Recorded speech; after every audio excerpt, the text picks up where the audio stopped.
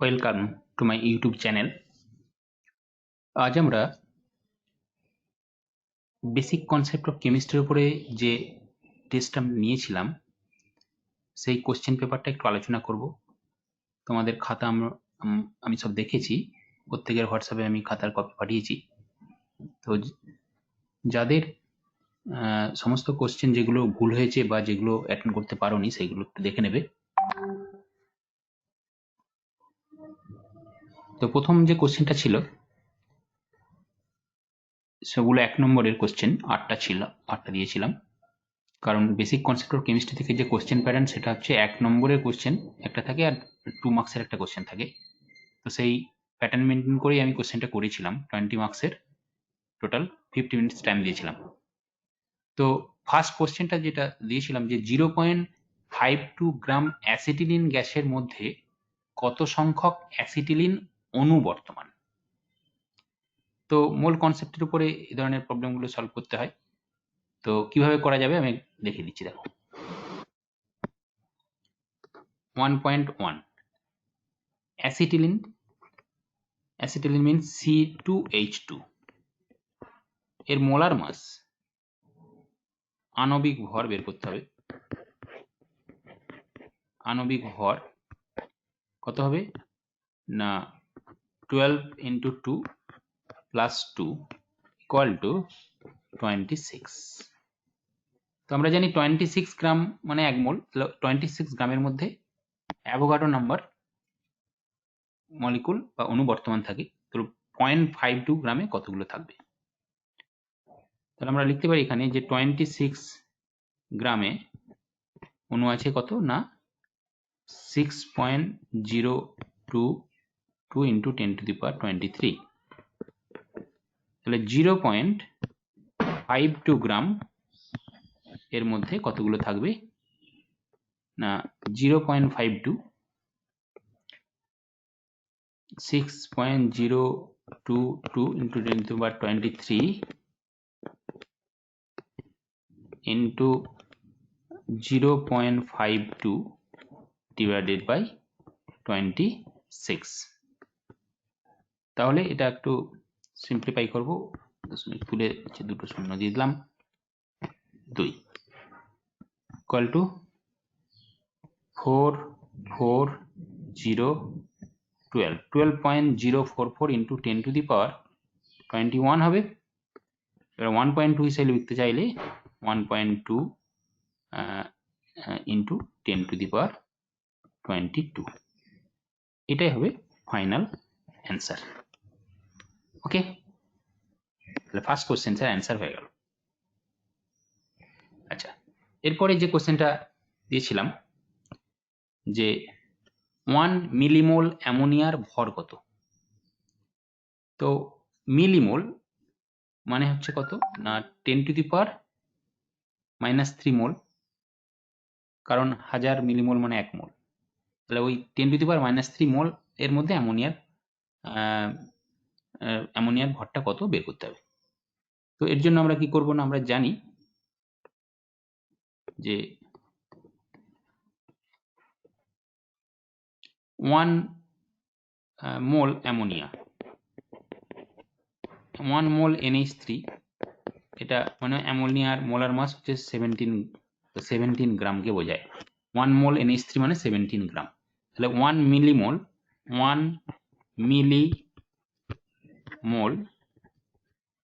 মানে হচ্ছে 10 to the power -3 mole NH3 কত হবে না 17 into 10 to the power -3 gram, sorry এত গ্রাম মানে 0.017 গ্রাম লেখা যায়।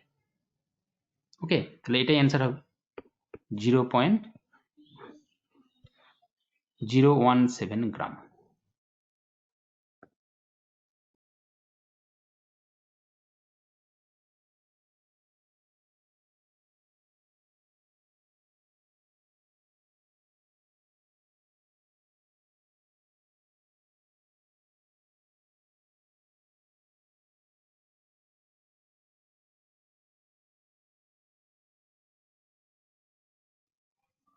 আচ্ছা, এরপরে কোশ্চেন 1.3, এসটিপিতে 112 লিটার কার্বন ডাইঅক্সাইড গ্যাসে কত সংখ্যক অক্সিজেন পরমাণু আছে? তো আগে আমরা 112 লিটার কার্বন ডাইঅক্সাইডে কতগুলো অণু আছে দেখব। তো তার জন্য আমাদের যে কনসেপ্টটা আছে যে কোনো গ্যাস 22.4 লিটারের মধ্যে অ্যাভোগাড্রো সংখ্যক অণু থাকে। ওকে, 22.4 লিটার মানে 1 মোল, তাহলে 1 মোলের মধ্যে অণু সংখ্যা অ্যাভোগাড্রো সংখ্যক। তো সেখান থেকে আমরা আগে অণুর সংখ্যাটা বের করছি।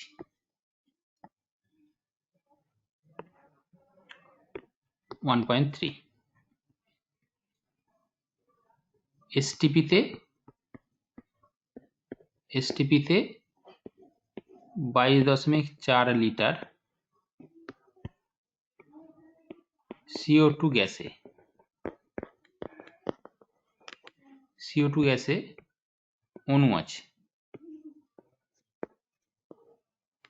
অণু আছে কতগুলি না অ্যাভোগাড্রো সংখ্যক, অর্থাৎ 6.022 ইন্টু 10⁻23 এত টি।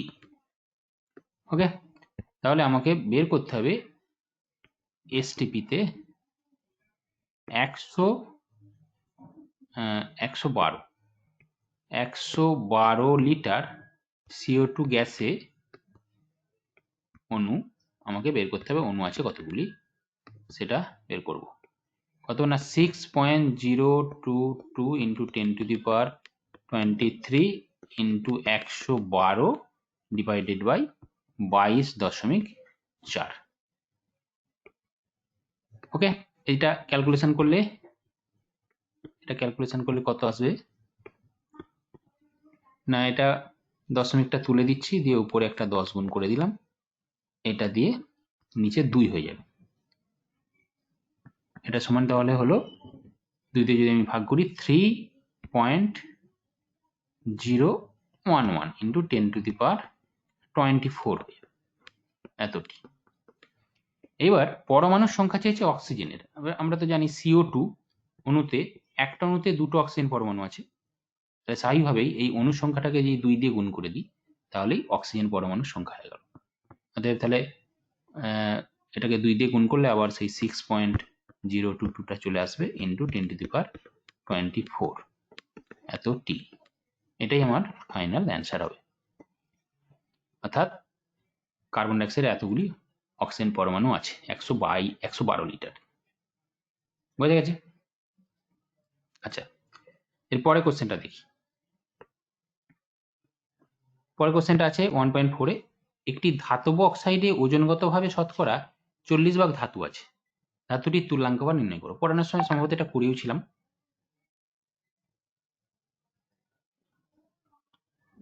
ওকে, তো সেটা একটু দেখি।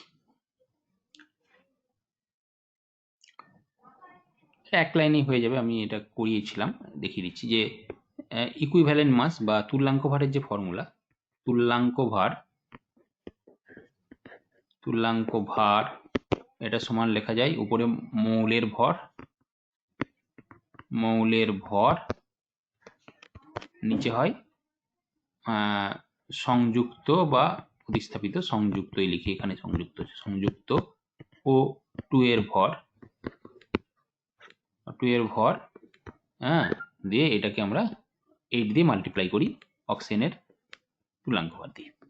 তাহলে এখানে বলাই আছে যে মৌলের ভর 60 হবে, 60 না 40। ধাতব অক্সাইডের ওজন কত হবে? শতকরা 40 ভাগ ধাতু আছে, তাহলে ধাতুটা 40 ভাগ আছে, অক্সিজেন তাহলে 60 ভাগ আছে, তাহলে উপরে ধাতুটার পরিমাণটা যেখানে 40 বসাবো, তাহলে এখানে 40 ডিভাইডেড বাই 60 ইন্টু 8। ওকে, তাহলে এই 2 দিয়ে কাটবে, 2 3, এবার 16/3 এটা এবার ভাগ করে দেব 5.33 এরকম আসবে অ্যাপ্রক্সিমেট। ওকে, তাহলে মৌলটা তুল্যাঙ্ক ভার হয়ে গেল 5.33। এটা অ্যান্সার হবে, এটা অ্যান্সার। ঠিক আছে, বোঝা গেছে? আচ্ছা, এবার পরের কোশ্চেনটা দেখি।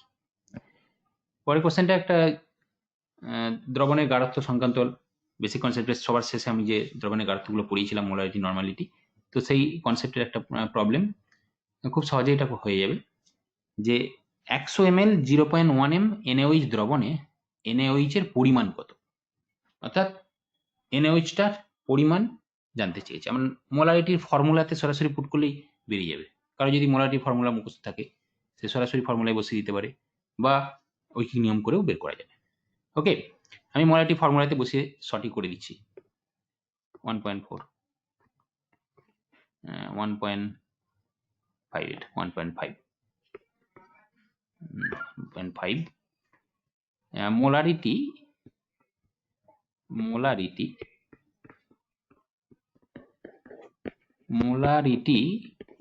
এটা সমান হয় W ইন্টু 1000 ডিভাইডেড বাই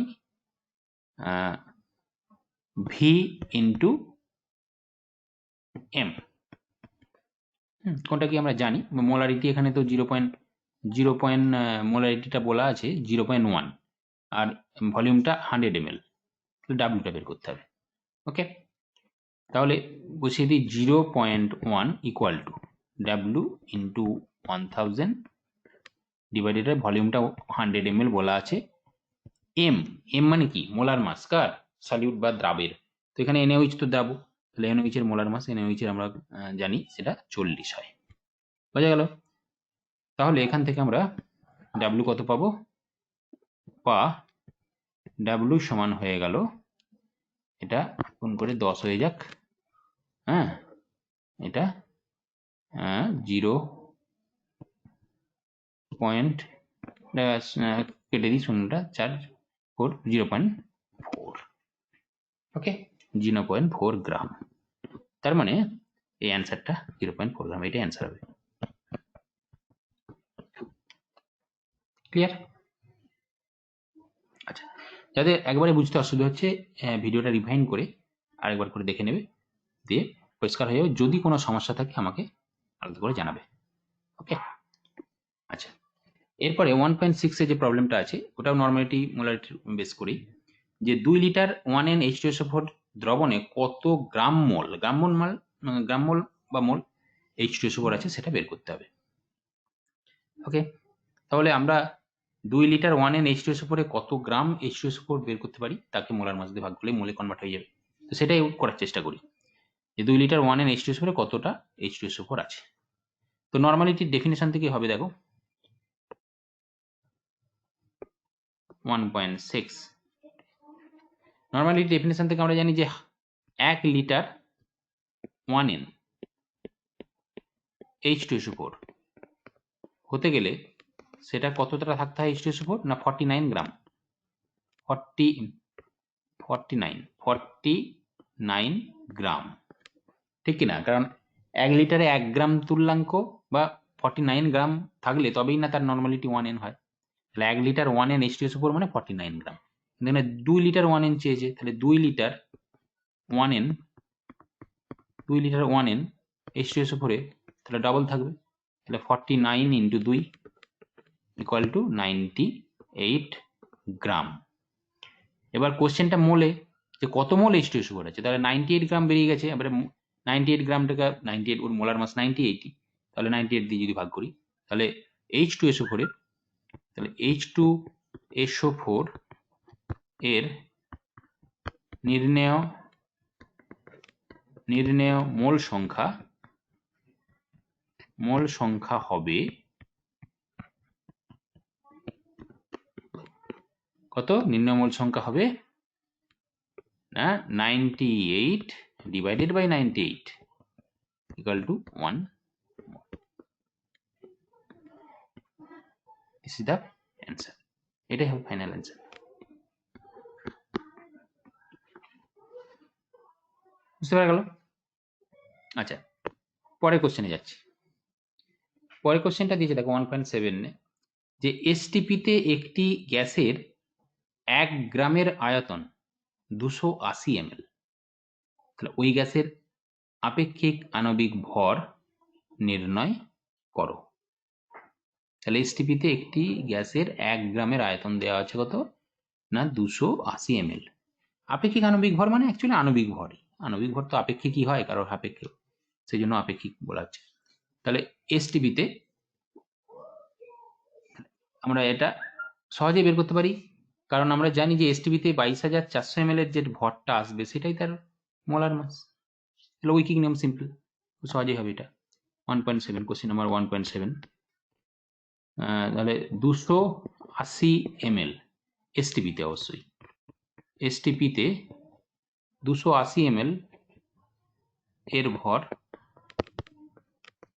ভর আছে 1 গ্রাম, তাই তো বলা আছে এসটিপিতে একটি গ্যাসের 1 গ্রামের আয়তন। হ্যাঁ, তাহলে আমরা উল্টে লিখছি যে 280 ml এর ভর 1 গ্রাম।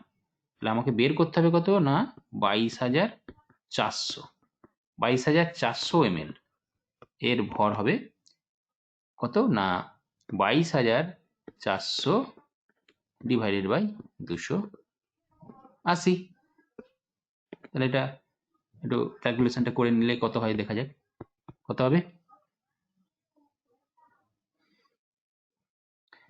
7 4 দিয়ে কাটো, 4 5 20, 4 6 24, 28, 7 27 56,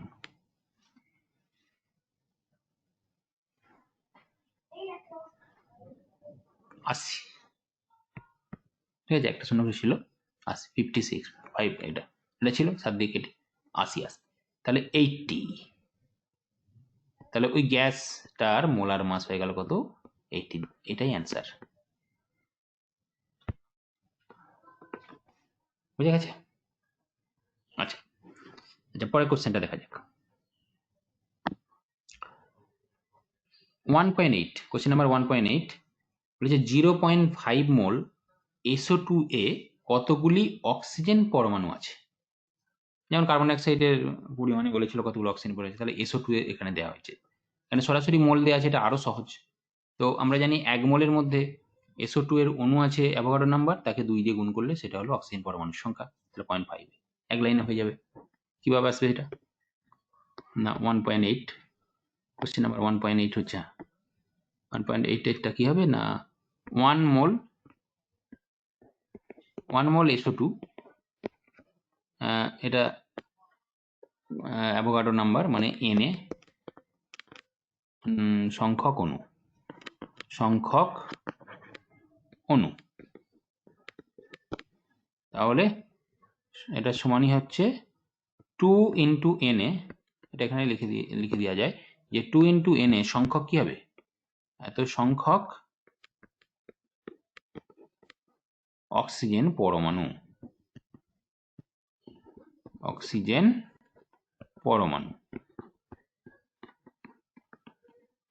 ওকে। আমাকে 0.5 মোলে চাইছে, 0.5 তাহলে 0.5 মোলে গুণ করে দিলেই হবে জাস্ট। তাহলে 0.5 এর 2 into Na into 0.5, 0.5 মানে হাফ, এই দুইটার সাথে এটা কেটে যাবে, তাহলে পড়ে থাকবে Na মানে অ্যাভোগাড্রো সংখ্যক, এইটাই অ্যান্সার হবে। এর ভ্যালুটাও লিখতে পারো, Na দিয়েও লিখে দিতে পারো, কোনো অসুবিধা নেই। হ্যাঁ, এটাই অ্যান্সার হবে, কোনো সমস্যা নেই, খুবই ইজি একটা প্রবলেম। আচ্ছা, এরপরে 2 মার্কসের আমি 6টা কোশ্চেন দিয়েছিলাম, 12 মার্কস। সেই 2 মার্কসের কোশ্চেনগুলি এবার আমি কিভাবে সলভ করতে হবে দেখিয়ে দিচ্ছি। তো 2 মার্কসের ফার্স্ট কোশ্চেন যেটা ছিল, এটা একটা ধাতু তুলাঙ্ক হওয়ার নির্ণয় সংক্রান্ত, যে 10 গ্রাম ধাতুকে অতিরিক্ত বায়ুতে উত্তপ্ত করলে 18.88 গ্রাম ধাতব অক্সাইড পাওয়া যায়, ধাতুটির তুলাঙ্ক হার কত। তাহলে এই ধরনের প্রবলেম তো আমি পড়ানোর সময় অনেক দিয়েছিলাম, করেওছো অনেকে। তো যারা ঠিকঠাক এখনো করে উঠতে পারোনি, এটা দেখে নাও আরেকবার, যে 10 গ্রাম ধাতুকে অতিরিক্ত বায়ুতে উত্তপ্ত করলে এত গ্রাম ধাতব অক্সাইড, তার মানে ধাতুর সাথে অক্সিজেন কতটা যুক্ত হয়েছে সেটা বের করা যাবে, তারপরে ফর্মুলায় পুট করে দিলেই ধাতুটির তুলাঙ্ক হার বেরিয়ে যাবে। তাহলে অক্সিজেন আছে আগে কতটা যুক্ত হচ্ছে বের করবো, এটা হচ্ছে 2.1 এর কোশ্চেন। তাহলে ধাতব অক্সাইডে ধাতব অক্সাইডে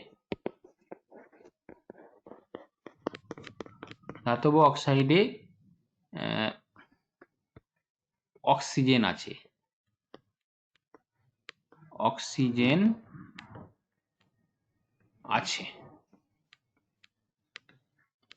কত আসবে না 18.88 এরকমই দেওয়া আছে। দেখো ধাতব অক্সাইডটার মাসটা ওইটাই দেওয়া আছে সম্ভবত, হ্যাঁ 18.88। সেখান থেকে আমি 10 গ্রাম ধাতু আছে, 10 গ্রাম ধাতুটা বাদ দিয়ে দেবো, তাহলে 18.88 মাইনাস 10 ইকাল টু 8.88 এত গ্রাম। ব্যাস, এবার ফর্মুলায় আমি বসিয়ে দিই যে অতএব ধাতুর তুল্যাঙ্ক ভার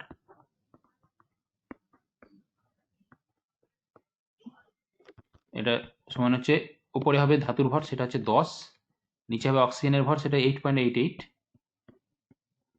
ইন্টু অক্সিজেনের তুল্যাঙ্ক ভর। বোঝা গেল? তাহলে এটা একটু ক্যালকুলেশন করে নিতে হবে, ক্যালকুলেশন করো, এটা 80/8.88, একটু ক্যালকুলেটারে করে আমাকে বলো তো এটা কত হচ্ছে।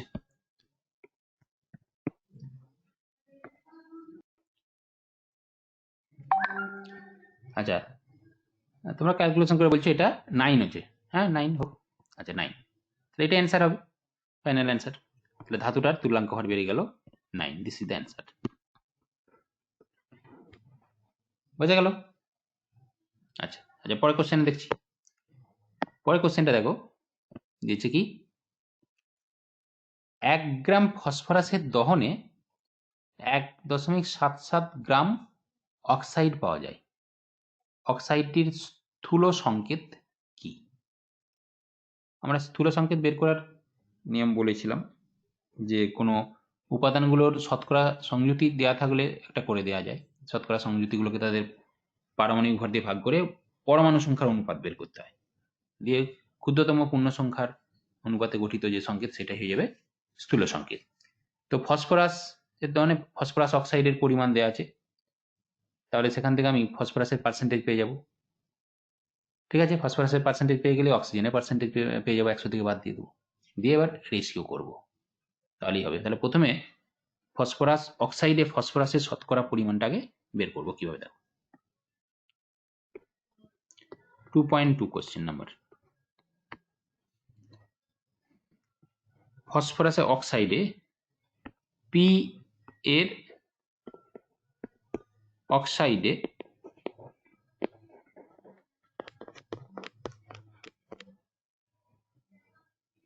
পি এর শতকরা পরিমাণ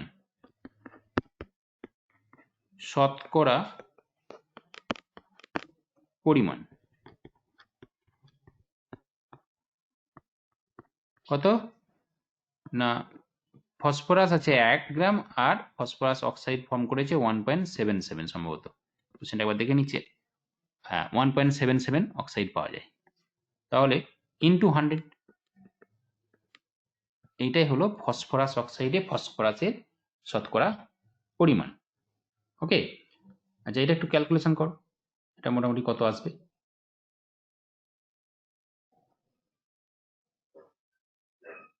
তো 56.4% আসছে, 56.49টা 5 করে দিচ্ছে, 56.5%।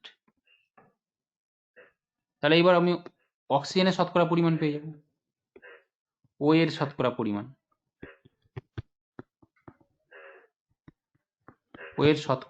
পরিমাণ, এটা সমান কত হবে না 100 মাইনাস 56.5 ইকুয়াল টু কত না 43.5%। এবার আমরা রেশিওটা বের করব যে ফসফরাসের অক্সাইডে পি ইজ টু ও, অর্থাৎ ফসফরাসের পরমাণু আর অক্সিজেন পরমাণুর অনুপাত কত হবে। ফসফরাসের পার্সেন্টেজ বেরিয়েছে 56.5, একে 31 দিয়ে ডিভাইড করতে হবে, এটা 43.5 এটাকে 16 দিয়ে ডিভাইড করতে হবে।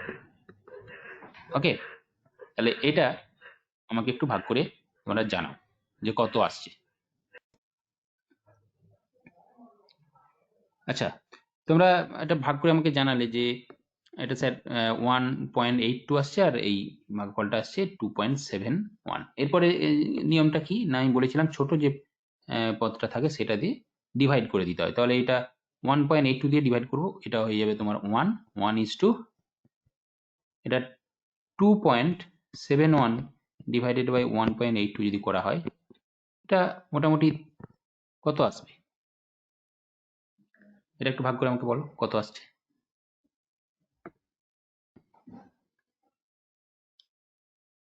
আচ্ছা, এটা ভাগ করে বললে এটা ওই 1.5 এর কাছাকাছি আসছে আর কি, 1.5। তাহলে 1:1.5 এরকম যখন আসবে, এটা কিন্তু 1ও ধরা যাবে না বা 2ও ধরা যাবে না। তাহলে এক্ষেত্রে কি করতে হয়, এটা একটা 2 দিয়ে যদি মাল্টিপ্লাই করে দেওয়া হয় তাহলেই পূর্ণ সংখ্যার অনুপাতে চলে আসবে। 2 দিয়ে মাল্টিপ্লাই করবে, এটা 2:2 হয়ে যাবে, এটা 3।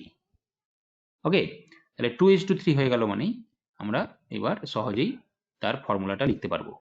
ফর্মুলাটা কি আসবে না, P2O3।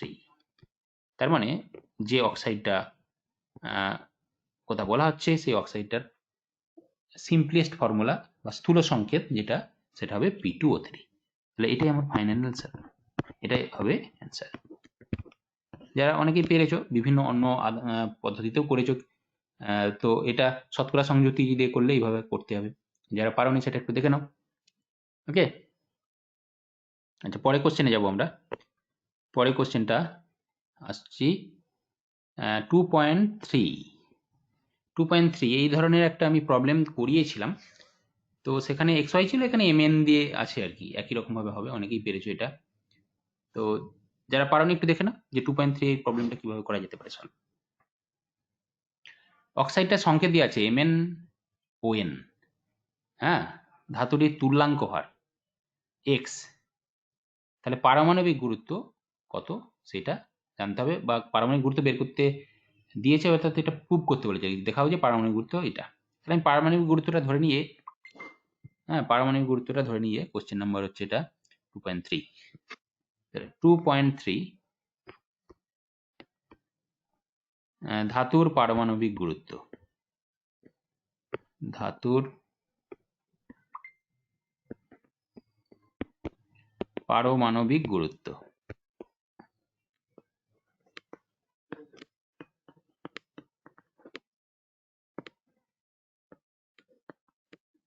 এটা ছোট হাতের এই ধরে না। তাহলে অক্সাইডের সংকেত দেওয়া আছে, অক্সাইডের সংকেত, অক্সাইডের সংকেত, অক্সাইডের সংকেত কত দেওয়া আছে না, MnOn আছে, আছে, এটা ছোট হাতের M আছে, MmOn। ওকে, তাহলে আমি এই সংকেতটা থেকে আমরা বলতে পারবো যে কত ভাগ ধাতু কত ভাগ অক্সিজেনের সাথে যুক্ত হচ্ছে সেটা পেয়ে যাবো। তা তুল্যাঙ্ক ভারের সংজ্ঞা থেকে আমরা 8 ভাগ অক্সিজেনের সাথে কত যুক্ত হচ্ছে সেটা বের করব। তাহলে আমরা এই ফর্মুলা থেকে কি বলতে পারি না, 16n ভাগ।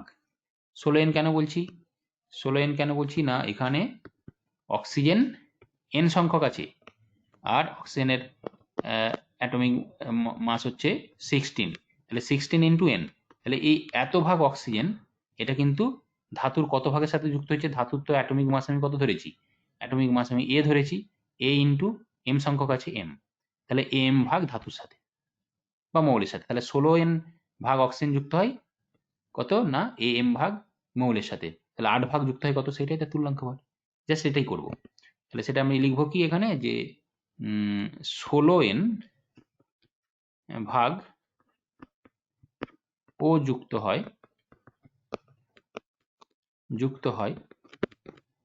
কত না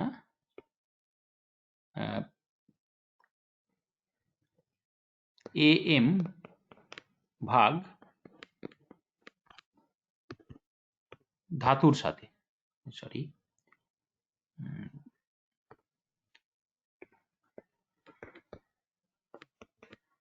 ধাতুর সাথে। ওকে, তাহলে আমি এটা একবার করেছি, 8 ভাগ যুক্ত হবে, 8 ভাগে আমি বের করতে হবে, 8 ভাগ অক্সিজেন যুক্ত হবে কত সাথে হবে না AM বাই এটা নিচে 16Nটা যাবে ইন্টু 8। ওকে, কাটাকাটি করে দাও, 8 দুগুণে 16, তাহলে এটা সমান দাঁড়িয়ে যাচ্ছে AM বাই 2N, ঠিক না? তাহলে তুল্যাঙ্ক ভারের সংজ্ঞা অনুসারে, তুল্যাঙ্ক ভারের সংজ্ঞা অনুসারে আমরা লিখতে পারি তুল্যাঙ্ক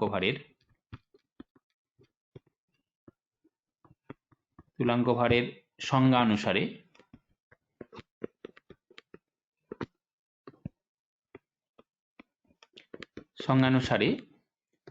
আমরা তুল্যাঙ্ক তো বলাই আছে x, তাহলে x সমান লিখে দিতে পারি কত না এটা ওই AM by 2N, AM by 2N। Okay, এখান থেকে a ইকুয়াল টু কত হবে, a ইকুয়াল টু হয়ে যাবে দেখো 2nx বা xn বাই m। তো ধাতুর পারমাণবিক ভর আমরা এই ধরেছিলাম, তাহলে পারমাণবিক ভর বেরিয়ে গেল কত না 2nx বাই m, তাহলে প্রমাণিত হয়ে গেল। এটাই আমরা বলতে পারি এটাই প্রমাণিত, এটাই প্রমাণ করতে বলেছে। দেখো কোশ্চেনে তাই দেওয়া আছে যে তুল্যাঙ্ক ভরটা দেখাও যে 2xn বাই m। এটা বুঝতে পারা গেছে?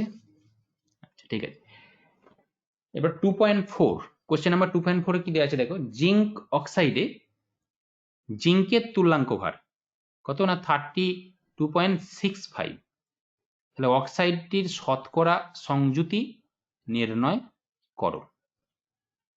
ঠিক আছে, জিঙ্কের তুল্যাঙ্ক ভারটা দেওয়া আছে, তাহলে সেখান থেকে শতকরা সংযুতি আমরা বের করতে পারি। জিঙ্কের অক্সাইডের আমরা সংকেত জানি ZnO এবং যোজ্যতাটাও জানা আছে, তাহলে পারমাণবিক ভর বেরিয়ে যাবে জিঙ্কের, আর অক্সিজেন তো জানি 16, তাহলে শতকরা সংযুক্তি মানে জিঙ্ক কত পার্সেন্ট আর অক্সিজেন কত পার্সেন্ট বেরিয়ে যাবে। এটাও খুব ইজি একটা কোশ্চেন, দেখো কিভাবে করতে হবে দেখিয়ে দিচ্ছি। 2.4 কোশ্চেন নাম্বার 2.4 জিঙ্ক অক্সাইডের সংকেত হচ্ছে ZnO। ওকে, তাহলে Zn এর তুল্যাঙ্ক ভার এটা দেওয়া আছে কত, দেখো কোশ্চেনে বলা আছে Zn এর তুল্যাঙ্ক ভার হচ্ছে 32.65, এই 32.65, তাহলে Zn এর এবার আমরা কি বের করব, পারমাণবিক ভর, পারমাণবিক ভর কত হবে না 32.65 ইন্টু 2 ইকুয়াল টু কত হবে দেখো 0 65.3 হ্যালো। এবার আমরা তাহলে Zn এর শতকরা পরিমাণ, Zn এর শতকরা পরিমাণ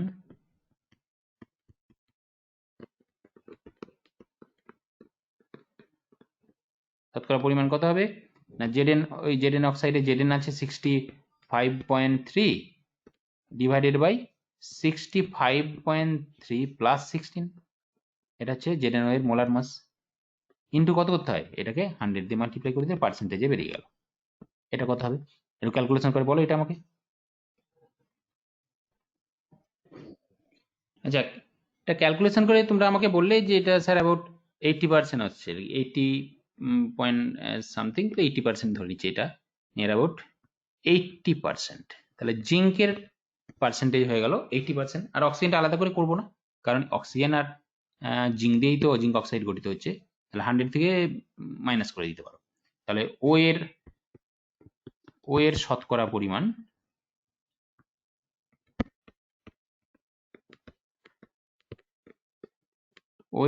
পরিমাণ বেরিয়ে গেল কত 100 মাইনাস 80 ইকুয়াল টু 20%। ওকে, শতকরা সংযুক্তি বেরিয়ে গেল, জিঙ্ক আছে 80% আর অক্সিজেন আছে 20%, বোঝা গেল? আচ্ছা, এরপরে কোশ্চেনটা দেখো কি দেওয়া আছে, পরের কোশ্চেনটা আছে যে 2.5 কোশ্চেন নাম্বার, যে 0.1 ATM চাপে 547 ডিগ্রি সি উষ্ণতায় 0.065 গ্রাম ফসফরাস বাষ্পের আয়তন 352 ml। ফসফরাস বাষ্পের আণবিক সংকেত নির্ণয় করো। একটু ভাবতে হবে। তো আমরা 22,400 ml এর যে মাসটা আছে সেটা আমরা মোলার মাস জানি। তো এটা কিন্তু এসটিপি তে, তো এখানে যে কন্ডিশনটা দেওয়া আছে সেটা কিন্তু এসটিপি নয়। তাহলে এসটিপি তে আমাকে এটা কনভার্ট করে নিয়ে যেতে হবে। ভলিউমটাকে আমি এসটিপি তে ফার্স্ট কনভার্ট করবো। এটা হচ্ছে ফার্স্ট কাজ। দেখো কিভাবে প্রবলেমটা সলভ করা যাবে।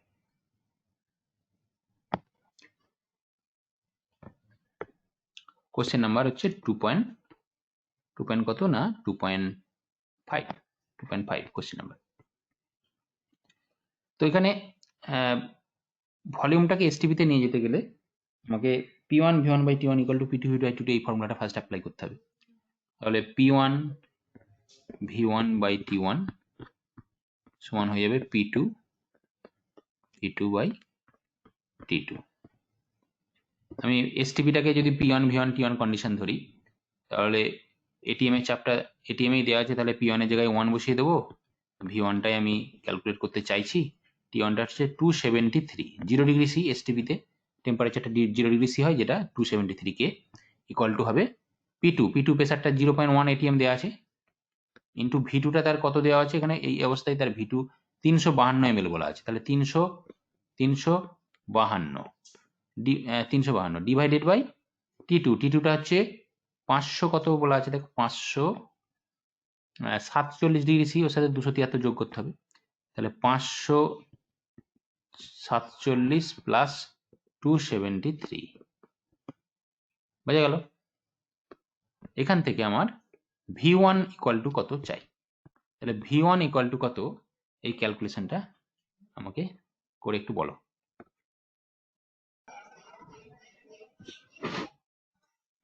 আচ্ছা, ক্যালকুলেশনটা করে তোমরা আমাকে বললে যে এটা স্যার 11.7 এরকমই আসছে। তাহলে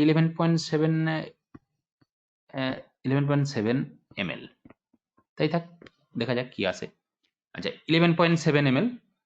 এরপর কোশ্চেনটাতে ভালো করে দেখো যে এই 11.7 352 mlটাকে আমি কনভার্ট করলাম এসটিপিতে, যার ভলিউমটা এলো 11.7। এবার আমরা বলতে পারি যে এসটিপিতে 11.7 ml এর মাসটা হচ্ছে কত না 0.065 গ্রাম। 22,400 কত, ব্যাস সিম্পল ব্যাপার, মোলার মাস বেরিয়ে যাবে। তো মোলার মাস বেরিয়ে যাওয়ার পর তারপরে কি করতে হবে বলছি। মোলার মাসটাকে বের করো। এরপরে আমরা এখানে লিখবো যে সো দ্য এসটিপিতে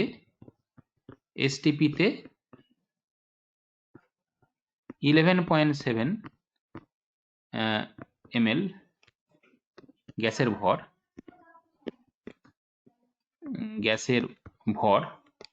এটা হচ্ছে তোমার 0.065 গ্রাম। 0.065 গ্রাম। তাহলে আমাকে এখানে বের করতে হবে যে 22,400 ml গ্যাসের ভর, এটা সমান হয়ে যাবে কত না 0.065 ইন্টু 22,400 ডিভাইডেড বাই 11.71। ওকে, তাহলে এই ক্যালকুলেশনটা আমাকে একটু করে জানাও, কে পারে দেখি আগে। আচ্ছা, তোমরা আমাকে এটা ক্যালকুলেশনটা করে বললে স্যার এটা মোটামুটি 124.33 এরকম একটা আসছে। তাহলে 124ই নিয়ে নিই, 124 প্রায়, ঠিক আছে। কোশ্চেনে কিন্তু মোলার মাসটা ক্যালকুলেট করতে বলছে না, বলেছে যে ফসফরাস বাষ্পের আণবিক সংকেত নির্ণয় করো। তো ফসফরাস মানে একটা এলিমেন্ট, তো তার আণবিক সংকেত বলতে আমরা অ্যাটমিসিটি বা পারমাণবিকতা জানলে তবেই তার সংকেতটা লেখা যায়। তো ফসফরাসের একটা অণুতে কটা পরমাণু আছে সেটা তার মানে বের করতে হবে। তো ফসফরাসের তো অ্যাটমিক মাস আমরা জানি, অ্যাটমিক মাস 31। তাহলে মোলার মাস কিন্তু 31 তো আসেনি, 124 এসেছে। তাহলে নিশ্চয়ই একটা ফসফরাসের পরমাণু নেই, একাধিক আছে। তাহলে সেটা বের করতে গেলে কি করতে হবে, না অ্যাটমিক মাস দিয়ে যদি ভাগ করে দিই 124কে, তাহলেই কতগুলো ফসফরাসের পরমাণু আছে বেরিয়ে যাবে। সেটাকে একটা পূর্ণ সংখ্যা নিতে হবে অবশ্যই, দেখা যাক সেটা কত আসে। তাহলে সেটার জন্য আমাকে করতে হবে এরপরে কি, অতএব ফসফরাসের পি এর পারমাণবিকতা, পারমাণবিকতা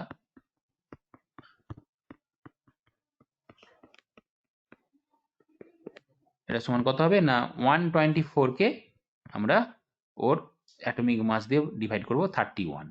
এটা কত আসবে, নিয়ার অ্যাবাউট নয়, এক্সাক্ট 4 চলে আসছে, দেখো ঠিক না। সো তাহলে ফসফরাসের আমরা আণবিক সংকেত, তাহলে ফসফরাসের সংকেত কি হয়ে গেল, ফসফরাস বাষ্পের বলা আছে, বাষ্পের আণবিক সংকেত, ফসফরাস বাষ্পের আণবিক সংকেত হয়ে গেল কি P4।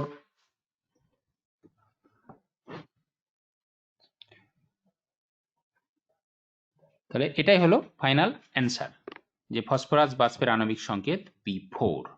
ওকে, এটা অ্যান্সার। এরপরে কি কোশ্চেন আছে দেখা যাক। লাস্ট ওয়ান 2.6 কোশ্চেন নাম্বার, যে 4.9 × 10⁻³ মিলিগ্রাম ওজনের এক ফোঁটা H2SO4 এ ইলেকট্রন সংখ্যা নির্ণয় করো। ইলেকট্রন সংখ্যা বের করতে হবে।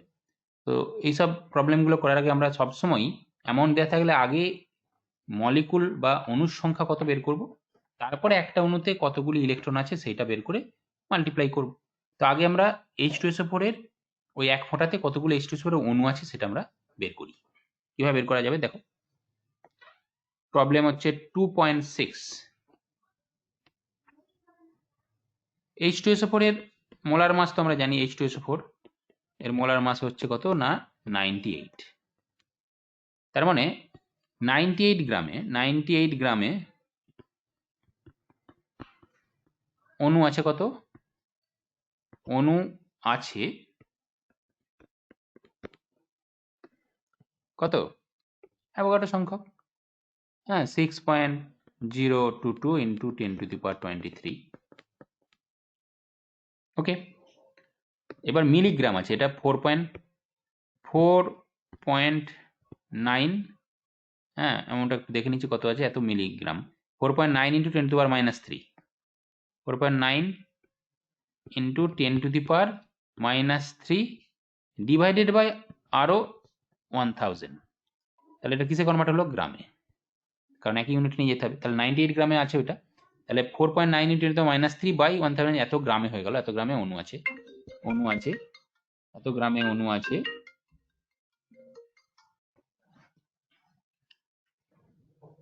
তাহলে এটার ভ্যালুটা কত আসবে, এটা ক্যালকুলেশনটা করতে হবে, বলো। এটা আসবে 6.022 × 10⁻23 ডিভাইডেড বাই 98 ইন্টু ওই 4.9 × 10⁻³ ডিভাইডেড বাই 1000। এই ঝটপট এই ক্যালকুলেশনটা করে আমাকে কে বলতে পারে দেখি। আচ্ছা, শুধুমাত্র ডিজিটগুলো ক্যালকুলেশন করে আমাকে এটা বললে যে 0.30 এরকম আসছে, ইন্টু পাওয়ারটা দেখো কি আসবে। পাওয়ার এখানে 10⁻23 ছিল, এখানে 10⁻³ বিয়োগ করে 20 থাকে, নিচে আরো কি আরো 3টে শূন্য আছে, তাহলে 20 থেকে আরো 3 বাদ দিলে 17, 10⁻17 হবে। ঠিক আছে, পাওয়ারটা এরকমই দাঁড়াবে। তো এবার আমি 3 পয়েন্ট হিসাবে লিখতে চাই 3, এটা ইকুয়াল টু লেখা যায় 3 × 10⁻, একটা পাওয়ার কমে যাবে, 10 দিয়ে মাল্টিপ্লাই করেছি 16। এইটা হয়ে গেল সালফিউরিক অ্যাসিডের অণুর সংখ্যা বেরোলো, কিন্তু সেটা তো চাইছে না, সে চাইছে ওই সালফিউরিক অ্যাসিডে কতগুলি ইলেকট্রন আছে। এবার বলো যে সালফিউরিক অ্যাসিডে যে সংকেত H2SO4 তাতে একটা অণুতে মোট কতগুলি ইলেকট্রন আছে, কিভাবে ক্যালকুলেট করব? H2SO4 এটা অনেকেরই অসুবিধা হচ্ছে যে স্যার কতগুলো ইলেকট্রন কি করে বের করব। না, এটা বের করতে হলে আমরা তো প্রত্যেকটা এলিমেন্টের অ্যাটমিক নাম্বার যেটা সেটা হবে তার ইলেকট্রন সংখ্যা, কারণ এটা যেহেতু কোভ্যালেন্ট কম্পাউন্ড, ইলেকট্রনগুলো সব ওই মলিকুলের মধ্যে আছে, তাহলে অ্যাটমগুলোর টোটাল যে ইলেকট্রন নাম্বার সেগুলোকে আমি যোগ করে দিলেই ওই মলিকুলটার মধ্যে মোট কতগুলো ইলেকট্রন আছে বেরিয়ে গেল। তাহলে সালফিউরিক অ্যাসিডের হাইড্রোজেন দুটো আছে, একটা হাইড্রোজেন একটা করে ইলেকট্রন থাকে, তাহলে দুটো হাইড্রোজেনের জন্য দুটো ইলেকট্রন, প্লাস সালফারের অ্যাটমিক নাম্বার, অ্যাটমিক মাস গুলিয়ে যেন না যায়, অ্যাটমিক নাম্বারটা হচ্ছে 16, অ্যাটমিক মাস 32, তাহলে অ্যাটমিক নাম্বার 16, এটা একটা আছে সালফারের, প্লাস অক্সিজেন অ্যাটমিক নাম্বার তো 8 ইন্টু কটা আছে, 4টে আছে, তাহলে এটা করলে কত আসে না 50 আসবে না, 50। তার মানে সালফিউরিক অ্যাসিডের একটা মলিকুলের মধ্যে 50টা ইলেকট্রন আছে, তাহলে যতগুলো মোট অণু বেরিয়েছে যে এখানে, সেটাকে আমি 50 দিয়ে যদি গুণ করে দিই তাহলেই ওই অ্যামাউন্টের মধ্যে ইলেকট্রন সংখ্যা মোট বেরিয়ে গেল। তাহলে এটাকে এবার 50 দিয়ে মাল্টিপ্লাই করে দাও, 50 দিয়ে মানে 3 ইন্টু 10⁻16 ইন্টু 50, এটা সমান হবে 3 5 15 ইন্টু 10⁻16। এবার এটাকে আমি 1.5 হিসেবে যদি রাখতে চাই, একটা ডিজিটের পর দশমিকটা যদি লাগাতে চাই আর কি, 1.5, তাহলে কি হবে 10⁻⁴ আরো দুটো বেড়ে যাবে, কারণ 0.5 এর পর দুটো ডিজিট থাকছে, তাহলে এটা 18 হয়ে যাবে এতটি। তাহলে নির্ণেয় ইলেকট্রনের সংখ্যা, নির্ণেয় ইলেকট্রনের সংখ্যা, ইলেকট্রনের সংখ্যা এটা হয়ে গেল কত না 1.5 ইন্টু 10⁻18 এতটি। এটাই হয়ে গেল কিনা ফাইনাল অ্যান্সার, এটা হয়ে যাচ্ছে তোমার ফাইনাল অ্যান্সার। বোঝা গেল? তাহলে পুরো কোশ্চেনটা আমি সলভ করে দিলাম, যারা পেরেছো অনেকেই পেরেছো, ভালো মার্কস পেয়েছো, আমি খাতা দেখে সব পোস্ট করেছি হোয়াটসঅ্যাপে। তো যারা অনেক ভুল করেছো বা অনেক কোশ্চেন হয়তো করতেই পারোনি, তারা একটু কোশ্চেনটা দেখে নিলে ভালো করে, এরপরেও যদি কোনো বুঝতে অসুবিধা থাকে আমার সাথে আলাদা করে যোগাযোগ করবে, সেটা হোয়াটসঅ্যাপে হোক বা ফোনে, আমি সেটা বলে দেবো। Okay, thank you everybody, good night.